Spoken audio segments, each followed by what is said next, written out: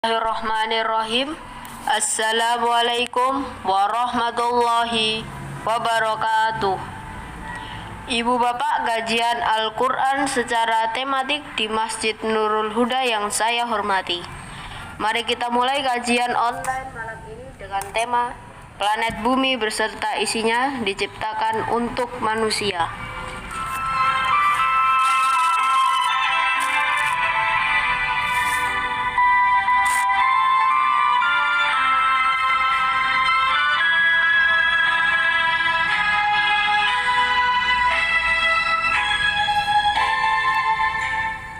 Assalamualaikum warahmatullahi wabarakatuh. Alhamdulillah nahmaduhu wa nasta'inuhu wa nastaghfiruh wa na'udzubillahi min syururi anfusina wa min sayyiati a'malina may yahdihillahu fala mudhillalah wa may yudlilhu fala hadiyalah. Ikhwan din yang berbahagia, kajian Majelis Taklim Nurul Huda yang insyaallah dirahmati oleh Allah Subhanahu wa taala. Kita jumpa kembali dalam kajian online suasana adaptasi kebiasaan baru. Mudah-mudahan kita diberkahi oleh Allah Subhanahu wa taala. Pada malam hari ini kita akan membahas yang berhubungan dengan manusia, dengan tabiat dan lain sebagainya.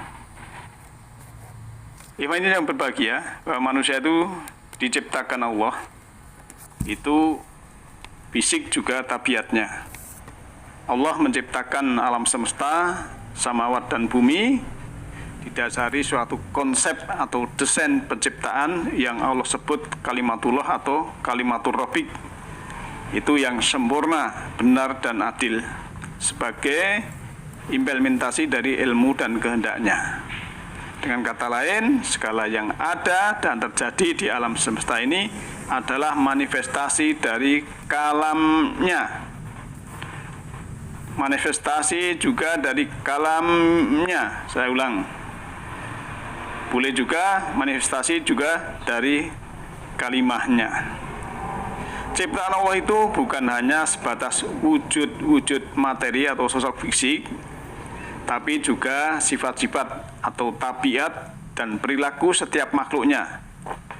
Kita melihat di luar sana itu berjuta jenis makhluk ciptaan Allah yang memiliki ciri masing-masing yang berbeda. Yang berbeda satu dengan lainnya, baik itu fisiknya, sifatnya maupun perilakunya. Misalnya kita melihat katak itu melompat-lompat, itu sebagai habitat yang suaranya kangkingkung, ya, bersaut-sautan, menampilkan paduan suara yang indah waktu setelah hujan itu. Kemudian ada tokek berjalan merayap di dinding rumah.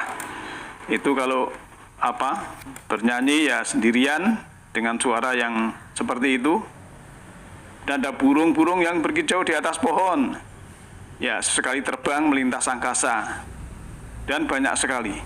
Nah, Allah lah yang menciptakan semua itu, semua jenis tabiat dan perilaku makhluk sebagai manifestasi dari suatu konsep desain penciptaannya, yaitu karyanya kalimatullah yang untuk menggerakkan berbagai perilaku tersebut Allah instalkan suatu aplikasi robani yang manusia menyebutnya sebagai insting atau naluri.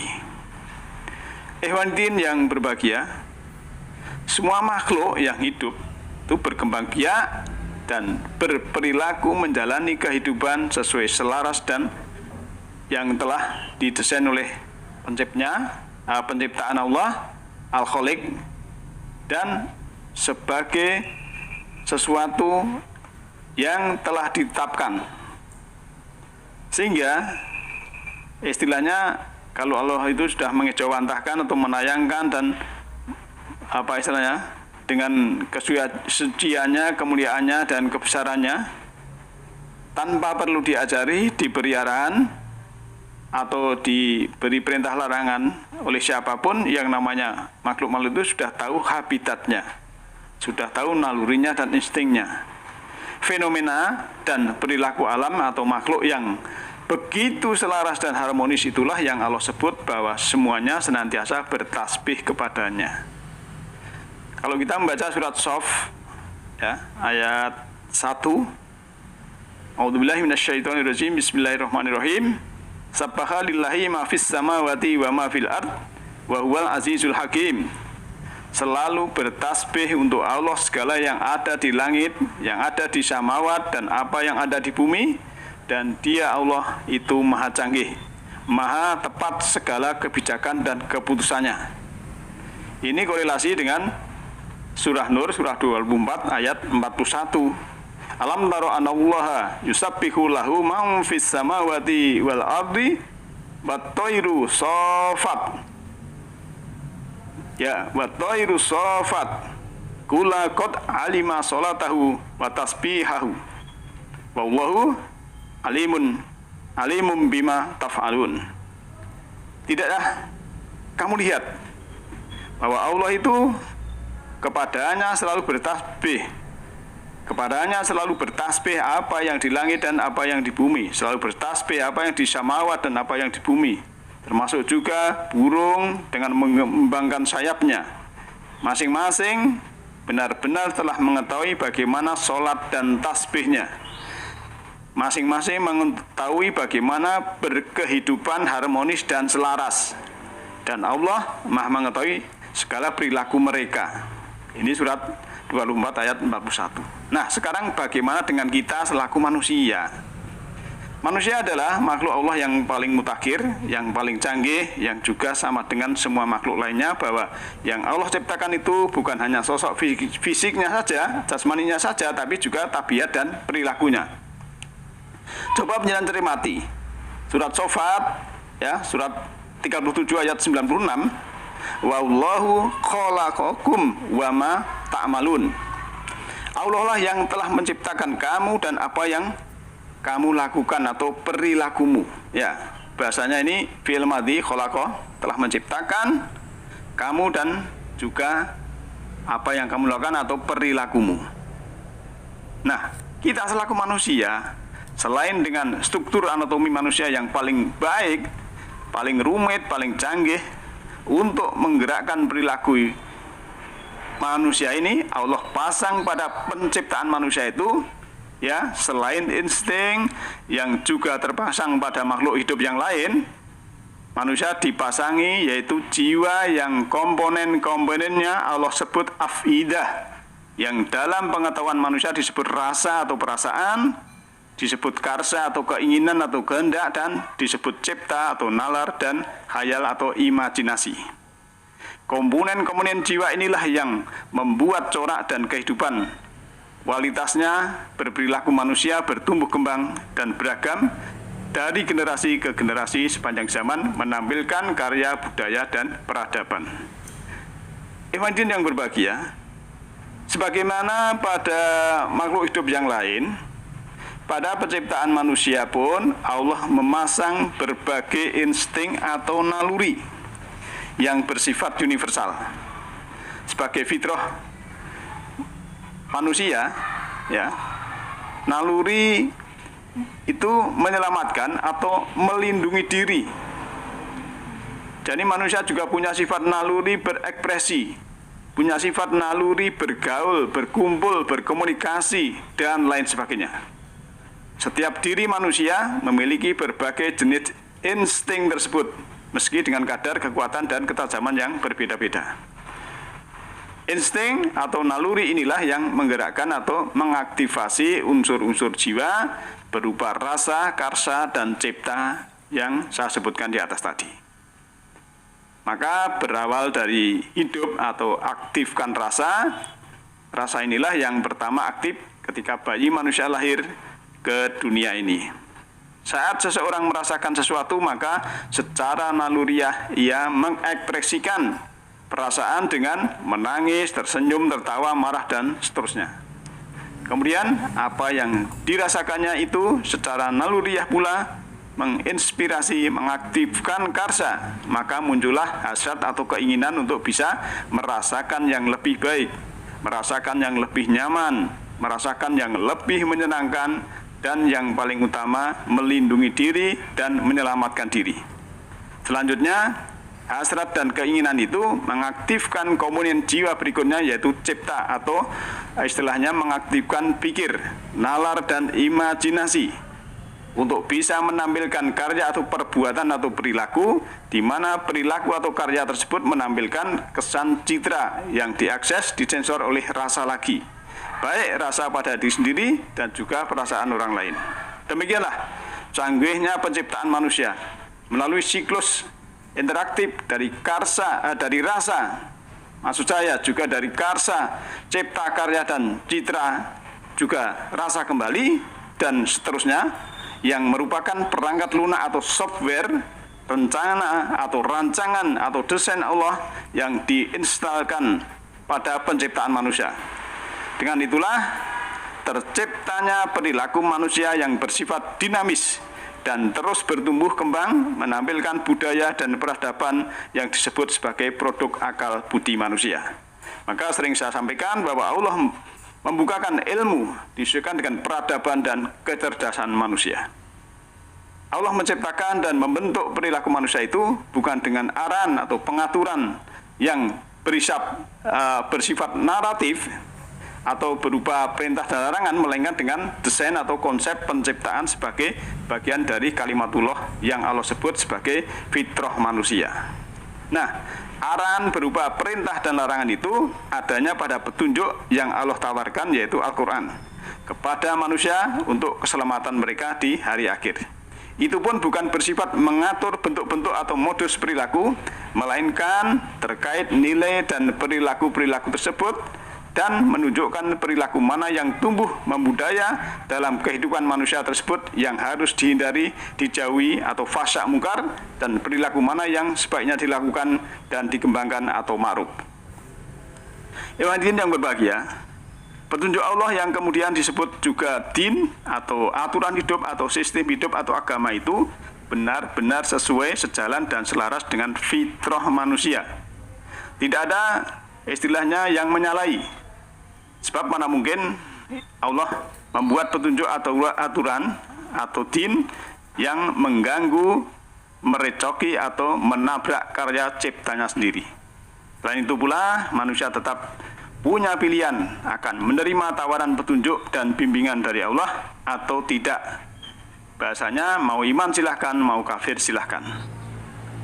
Terpasangnya afidah berupa komponen-komponen jiwa manusia, yaitu rasa karsa dan cipta, yang kadar keaktifannya itu kan berbeda-beda pada setiap kita masing-masing ini. Itu berefek pada perilaku manusia yang kaya ragam dan variasi, sehingga menampilkan kehidupan sosial yang semarak dan dinamis, jauh berbeda dengan kehidupan makhluk lainnya seperti hewan. Selain dengan profil jiwa yang berbeda-beda pada setiap diri manusia, Allah membangun keberagaman perilaku manusia itu dengan dijadikannya 3 jenis perbedaan mendasar pada penciptaan manusia. Kalau kita membaca dalam surah 1349 yang sering saya sampaikan juga, ya ayuhannas inna khalaqnakum min dzakarin wa untha wa ja'alnakum syu'uban wa qabaila lita'arafu inna akramakum indallahi atqakum innallaha alimun khabir. Hai manusia, sungguhnya kami telah menciptakan kamu dari jenis laki-laki dan perempuan. Kemudian kami jadikan kamu beberapa ras dan bangsa-bangsa atau etnis agar kamu saling mengenal sungguhnya, dan ingatlah bahwa ketakwaanmu itulah yang paling mulia di sisi Allah. Sungguhnya Allah itu Maha berilmu dan juga Maha tahu. Ketiga perbedaan di sini dalam ayat ini 49:13 ini, yaitu gender, ras dan etnis atau bangsa. Nah, pada ayat ini bukanlah faktor penentu kemuliaan seseorang di sisi Allah. Jadi nyata sekali bahwa tidak ada satu ras atau etnis atau bangsa tertentu yang Allah pandang lebih mulia dari yang lain. Maka demikian pula dengan budayanya, merasa lebih mulia dan bangga karena asal-usul penciptaannya dirinya, kelahirannya, itu istilahnya sikap dan perilaku iblis yang merasa lebih mulia daripada Adam, sehingga menuai kutukan dan laknat Allah sehingga akhir zaman. Maka yang di situ disebutkan tentang ketiganya tadi, yaitu tentang perbedaan tentang ras, etnis dan bangsa, itu memang hanya takwanya aja yang diterima ataupun yang paling mulia di sisi Allah. Kalau merasa lebih itu namanya sudah mempunyai sifat iblis. Kemuliaan di sisi Allah itu ditentukan dari faktor takwa menurut ayat tadi. Dan perilaku orang yang bertakwa itu akan selaras dengan desain konsep Allah dalam penciptaan perilaku manusia atau kalimatullah atau kalimatut takwa yang juga Allah sebut sebagai fitrah penciptaan manusia. Dalam surat 30 ayat 30, fa'akim wajhaka lidini hanifa fitratallahul lati fataron nasa 'alaiha. Maka posisikanlah dirimu setiap perilakumu pada din ini yang secara bersih dan lurus, selaras dengan fitrah Allah di mana Dia telah menciptakan manusia berdasarkan fitrah tersebut. Juga dalam surah 31-nya diteruskan munibina ilaihi wattaquhu wa aqimus sholata wala takunu minal musyrikin.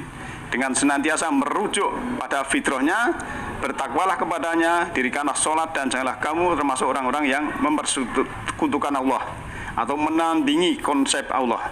Nah, perilaku yang disebut selaras dengan fitrahnya itu adalah perilaku yang tumbuh secara alamiah, naluriah, digerakkan dan dibentuk melalui aktivitas afidah, yaitu rasa karsa dan cipta.